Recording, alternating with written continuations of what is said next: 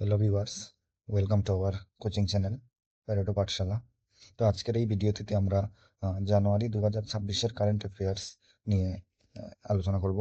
আর এগুলোর মধ্যে ইম্পর্টেন্ট যে টপিকগুলো আছে, এমন নয় সব কারেন্ট অ্যাফেয়ার্স পড়তে হবে। যেগুলো ইম্পর্টেন্ট ফর দ্য এক্সাম, ওই পয়েন্ট অফ ভিউয়ে আমরা এই কারেন্ট অ্যাফেয়ার্সটা পড়বো। আর সবাই খাতা কলমে নোট করে নেবে কারেন্ট অ্যাফেয়ার্সগুলো, যাতে পরে রিভাইজ করতে পারো। আর এই কারেন্ট অ্যাফেয়ার্সটা সবগুলো এক্সামের জন্য ইম্পর্টেন্ট, যেমন forester, forest guard, JRBT, TPSC, SSC, railway, অন্যান্য ত্রিপুরা গভর্নমেন্টের এক্সাম, তাছাড়া সেন্ট্রাল গভর্নমেন্টের এক্সামের জন্য এই ভিডিওটা অনেক ইম্পর্টেন্ট। যাদের যাদের এই ক্লাসের পিডিএফ লাগে, ওরা আমাদের টেলিগ্রাম চ্যানেলে জয়েন করতে পারো। আর বাকি তো আমরা এই ক্লাসেই বুঝিয়ে দেবো। তাহলে শুরু করছি আজকের ক্লাস। তো প্রথমে আমি অ্যাপয়েন্টমেন্ট এর দিকে যাব, যেখানে আমি ন্যাশনাল, ইন্টারন্যাশনাল এগুলোর মধ্যে যেগুলো ইম্পর্টেন্ট আছে এগুলো কভার করবো। তো অ্যাপয়েন্টমেন্ট এর মধ্যে যেটা নিউজ আছে, এটা হচ্ছে first women chief justice of Meghalaya high court. তো মেঘালয়া হাইকোর্টের নতুন যিনি চিফ জাস্টিস নিয়োগ হয়েছেন, ওনার নাম, আর তিনি হচ্ছেন মেঘালয়া হাইকোর্টের প্রথম ওমেন চিফ জাস্টিস, মানে প্রথম মহিলা যিনি চিফ জাস্টিস হিসাবে নিযুক্ত হয়েছেন। তার নাম হলো জাস্টিস রেবতী মোহিতে ডেরে। তো এটা মনে রাখবে যে first women chief justice of Meghalaya high court কে হয়েছেন। তারপর director general of border security force Praveen Kumar. এই বর্ডার সিকিউরিটি ফোর্সের ডাইরেক্টর জেনারেল হিসাবে কে নিযুক্তি পেয়েছেন? তিনি হচ্ছেন প্রবীণ কুমার। তো এটা মনে রাখতে হবে। আর কিছু আলাদা ইনফরমেশন জেনে রাখলে ভালো, যেটা হচ্ছে বর্ডার সিকিউরিটি ফোর্সের কিছু ইনফরমেশন। যে বর্ডার সিকিউরিটি ফোর্স, এটা একটা ফোর্স, আর্ম ফোর্স, যেটা মিনিস্ট্রি অফ হোম অ্যাফেয়ার্স এর আন্ডারে কাজ করে। আর এটা বানানো হয়েছিল 1 ডিসেম্বর 1965-এ। এর ফাউন্ডার, এটা তো অবশ্যই ইম্পর্টেন্ট না। হেডকোয়ার্টার্স কোথায়? বিএসএফ এর হেডকোয়ার্টার্স হচ্ছে নিউ দিল্লি। আর বর্তমানে ডাইরেক্টর জেনারেল হচ্ছেন প্রবীণ কুমার, যিনি একটু আগে বললাম ডাইরেক্টর জেনারেল নিযুক্ত হয়েছেন নতুন, প্রবীণ কুমার। তারপর আমরা যাব অ্যাওয়ার্ডস এর দিকে, যে কি কি অ্যাওয়ার্ডস মানে ইম্পর্টেন্ট এই এই মাসে, জানুয়ারি 2026 মাসের, ন্যাশনাল, ইন্টারন্যাশনাল। তো প্রথম ইম্পর্টেন্ট কারেন্ট অ্যাফেয়ার্স এর মধ্যে, ইম্পর্টেন্ট অ্যাওয়ার্ডস এর মধ্যে হচ্ছে পদ্মবিভূষণ। তো পদ্মবিভূষণ এটা পেয়েছেন শ্রী ধর্মেন্দ্র সিং দেওয়াল, পস্তুমাস। অ্যাকচুয়ালি পস্তুমাস মানে হচ্ছে যে উনি মারা গিয়েছেন, তারপরে অ্যাওয়ার্ডটা পাচ্ছেন, মানে উনি আর বেঁচে নেই। আহ, তো এই অ্যাওয়ার্ডটা মানে কাউকে অ্যাওয়ার্ড দেওয়া হচ্ছে, উনি বর্তমানে জীবিত নেই, ওই ক্ষেত্রে পস্তুমাস অ্যাওয়ার্ডটা ইউজ করা হয়। তো ধর্মেন্দ্র সিং, উনি পেয়েছেন পদ্মবিভূষণ 2026-এ। তারপর যেটা হচ্ছে national award for disaster management 2026। তো এটার ক্ষেত্রে অ্যাকচুয়ালি দুটো জিনিস হয়। ন্যাশনাল অ্যাওয়ার্ড ফর ডিজাস্টার ম্যানেজমেন্টে দুটো অ্যাওয়ার্ড হয়, একটা হচ্ছে ইন্ডিভিজুয়াল, মানে যে কোনো একজন লোককে দেওয়া হয়, আর একটা হচ্ছে ইনস্টিটিউশনাল, যে কোনো একটা সংস্থাকে দেওয়া হয়, যারা ডিজাস্টার ম্যানেজমেন্টের ক্ষেত্রে ভালো কাজ করেছেন। এই Subhas Chandra Bose disaster Subhas Chandra Bose national award for disaster management 2026-এ ইন্ডিভিজুয়াল ক্যাটাগরিতে পেয়েছেন লেফটেন্যান্ট কর্নেল সীতা অশোক সেলকে। তো এটা মনে রাখতে হবে যে ইন্ডিভিজুয়াল ক্যাটাগরিতে পেয়েছেন লেফটেন্যান্ট কর্নেল সীতা অশোক সেলকে। আর ইনস্টিটিউশনাল ক্যাটাগরিতে পেয়েছেন Sikkim state disaster management authority, মানে সিকিম রাজ্যের যে স্টেট ডিজাস্টার ম্যানেজমেন্ট অথরিটি, ওরা পেয়েছে Subhash Chandra Bose national award for disaster ম্যানেজমেন্টের ইনস্টিটিউশনাল ক্যাটাগরির যে অ্যাওয়ার্ডটা, ওটা পেয়েছে Sikkim state disaster management authority. তো এই দুটো মনে রাখতে হবে।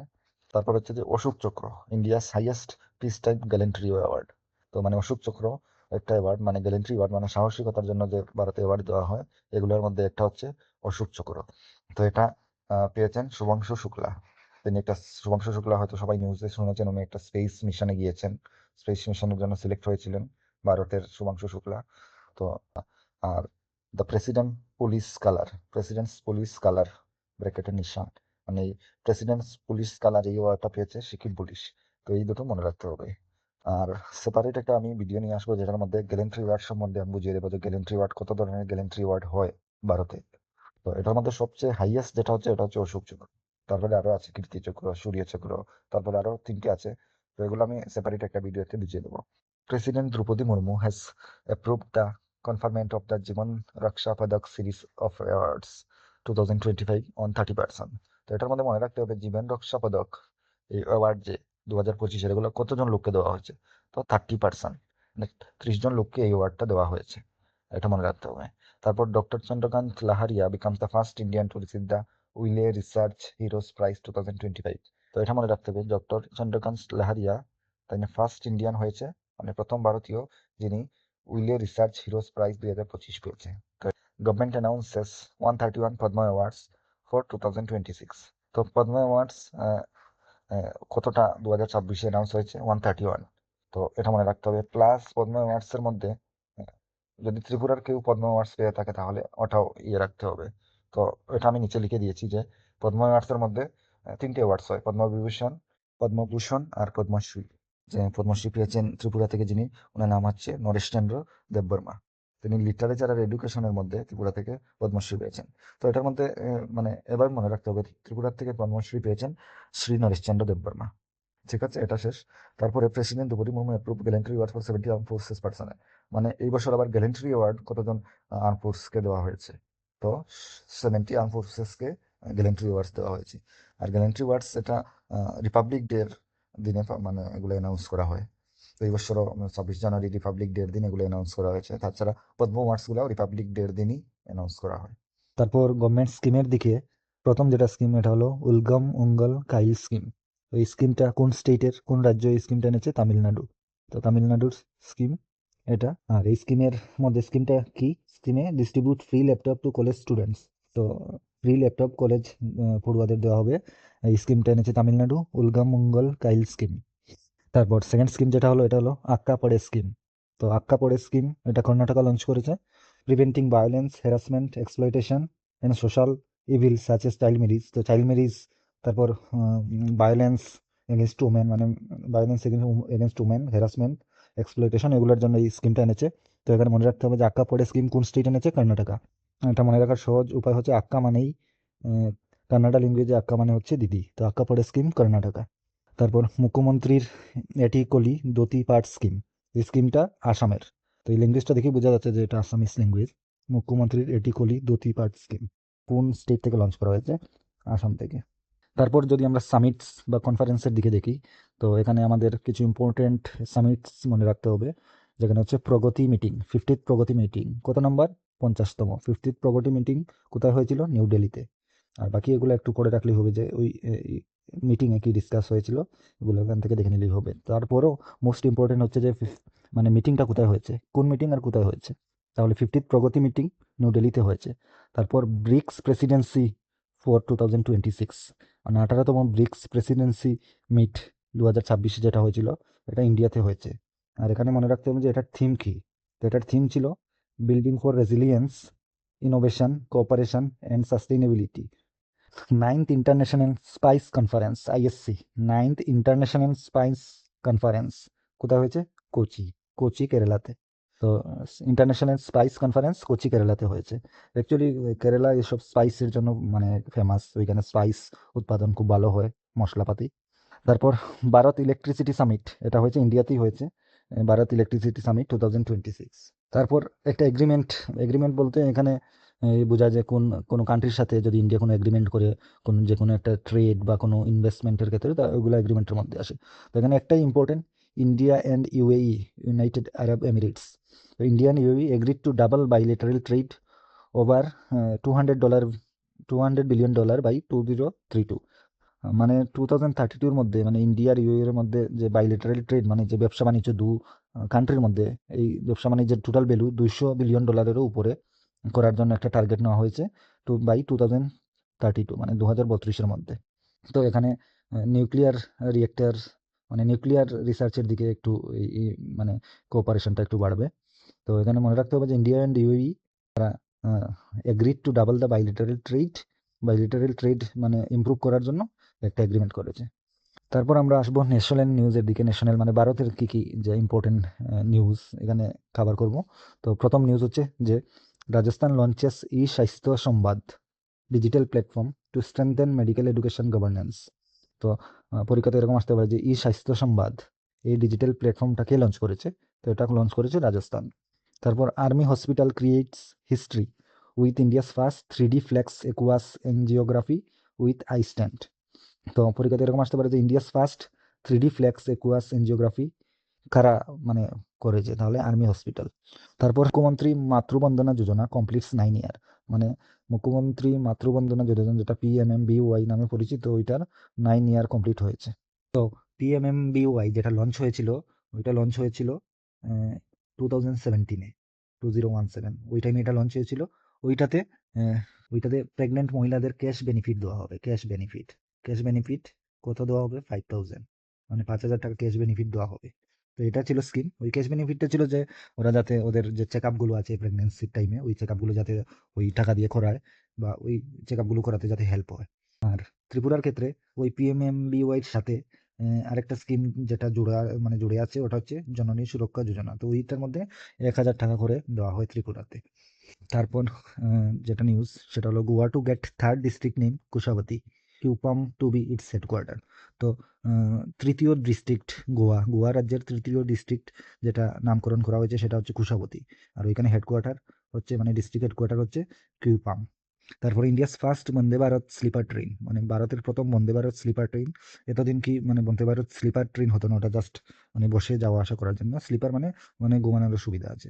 তো India's first Vande Bharat sleeper train to run between Guwahati and Howrah. তো গুয়াহাটি আর হাওড়ার মধ্যে থেকে রান করবে। এরকম মানে first Vande Bharat sleeper train ইন্ডিয়াতে ইন্ট্রোডিউস করা হয়েছে, যেটা গুয়াহাটি টু হাওড়া রান করবে। তারপর 18 year old Kamya Karthikeyan becomes youngest Indian to ski to the South Pole. Kamya Karthikeyan তিনি ইয়ংগেস্ট ইন্ডিয়ান যিনি সাউথ পোলে রিচ করেছেন। তো সাউথ পোলের মধ্যে অ্যান্টার্কটিকা আছে, ওইখানে রিচ করেছেন। তো এটা মনে রাখতে হবে, কামিয়া কার্তিকেয়ান ইয়ংগেস্ট ইন্ডিয়ান, সবচেয়ে মানে প্রবীণ ভারতীয় যিনি সাউথ পোলে গিয়েছেন। তারপর হচ্ছে পাঞ্জাব টু লঞ্চ মুখ্যমন্ত্রী সেহত যোজনা। তো মুখ্যমন্ত্রী সেহত যোজনা কোন স্টেট লঞ্চ করেছে? পাঞ্জাব।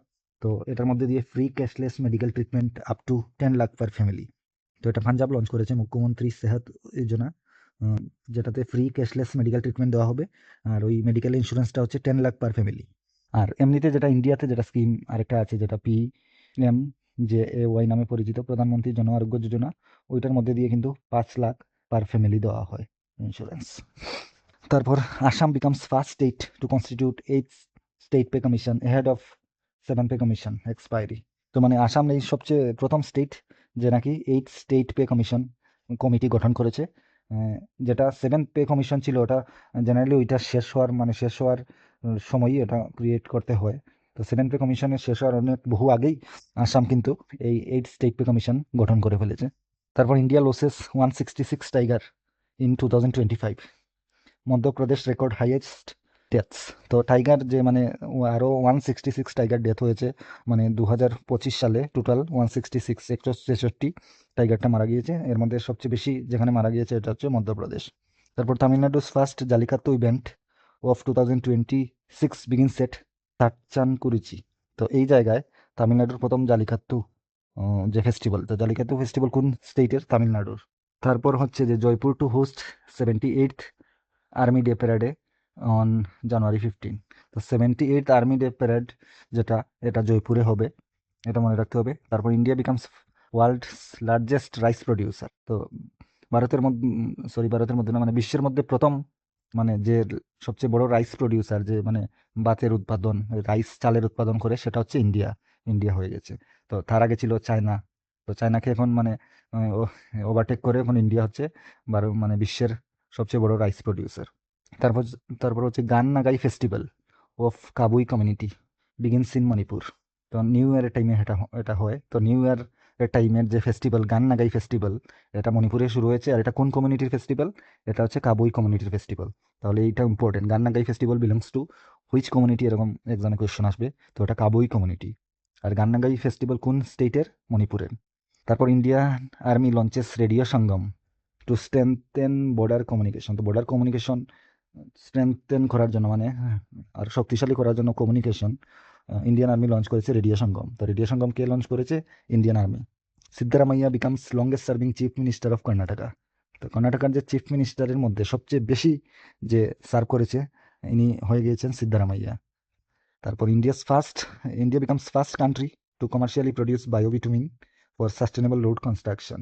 তো ইন্ডিয়া মানে এই প্রথম দেশ হয়েছে যে কমার্শিয়ালি বায়োভিটামিন, মানে ন্যাচারালি যে ভিটামিন, অ্যাকচুয়ালি ওটা অনেক মানে কেমিক্যালি ক্রিয়েট করা হয়, বানানো হয়, যেটা রাস্তা কনস্ট্রাকশনে ইউজ করা হয়। কিন্তু বায়োভিটামিন মানে ন্যাচারাল প্রসেসের মাধ্যমে যে ভিটামিন তৈরি করা হয়, এটাকে বায়োভিটামিন বলে। তো ইন্ডিয়া প্রথম কান্ট্রি যিনি মানে কমার্শিয়াল স্কেলে বায়োভিটামিন মানে প্রোডাকশন শুরু করেছে, যাতে রোড কনস্ট্রাকশন করা যায়। তারপর Nagauri ashwagandha from Nagaur district of Rajasthan gets GI tag gets GI tag. তো এটা মনে রাখতে হবে, নাগৌরি অশ্বগন্ধা। নাগৌরি অশ্বগন্ধা কোন জায়গায়? এটা রাজস্থানের নাগৌর ডিস্ট্রিক্টের। তো এটা জিআই ট্যাগ পেয়েছে। তো পরীক্ষাতে আসতে পারে যে নাগৌরি অশ্বগন্ধা যেটা রিসেন্টলি জিও ট্যাগ মানে জিআই ট্যাগ পেয়েছে, ওইটা কোন স্টেটের, মানে কোন স্টেটের? রাজস্থানের। তারপর New Delhi records, New Delhi World Book Fair 2026 begins at Bharat Mandapam. তো New Delhi World Book Fair কোথায় হয়েছে? ভারত মন্দাপন, নিউ দিল্লিতেই হয়েছে। তারপর India's first fully paperless district judiciary inaugurated in Kalpetta, Kerala. তো এটা হচ্ছে মোস্ট ইম্পর্টেন্ট, মানে প্রথম পেপারলেস ডিস্ট্রিক্ট কোর্ট বা ডিস্ট্রিক্ট জুডিশিয়ারি কোথায় হয়েছে? কেরালাতে। মানে পেপারলেস, মানে পেপার ওইখানে ব্যবহার হয় না। Bamanwas Kankar becomes Rajasthan first fully organic certified gram panchayat. তো ভারতের মানে ভারতের না, রাজস্থানের first fully organic certified gram panchayat কোনটা হয়েছে? Bamanwas Kankar. Indian mountaineer Aritra Roy conquers Mount Aconcagua in Argentina. তো যে ভারতের যে মাউন্টেইনার অরিত্র রয়, তিনি মাউন্ট একনকাগুয়াতেও মানে একনকাগুয়াতেও পৌঁছিয়েছেন। এটা হচ্ছে আর্জেন্টিনাতে।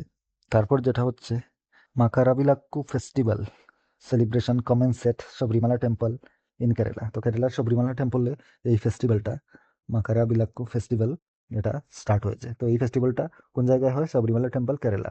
তারপর হয়তো আসতে পারে যে সবরিমালা টেম্পল কোথায় লোকেটেড আছে? কেরালা। যেহেতু এটা নিউজে চলছে, তাহলে এটা আসার চান্স আছে।